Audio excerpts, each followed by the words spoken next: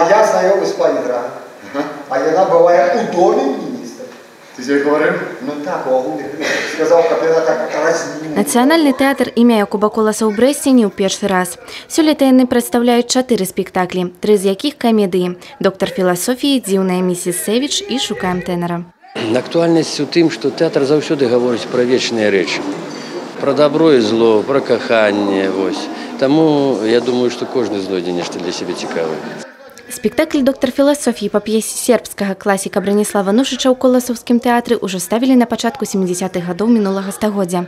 Сёлета мастацкі кіраўнік, рэжысёр Міхась Краснабаев паставіў новы варыянт з абноўленым акцёрскім саставам. Работа над пастаноўкай доўжылася амаль 2 месяцы.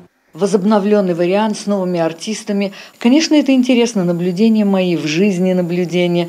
Они, естественно, переходят в мой актерский опыт и потом выливаются в ролях на сцене. Юрась Цвірка – один з вядучых артыстаў тэатра. На сцэне ўжо 26 гадоў. Гаворыць, што галоўнае ў рабоце не майстэрства, а шчырасць акцёра. Трэба быць самим собою. Это вельмі складана і цяжка. Быць таким, які ты ёсць. Не іграць там нешта. Таму што мы заўсёды нешта іграем. Не трэба нічога іграць. Такі, які ёсць. Зараз трупа працуе над пастаноўкай «Апошняя па-горкаму». Прэм'ера адбудзецца 21 лістапада. Тацяна Ігнатавец, Роман Філюціч, тэлерадыёкампанія «Брэст».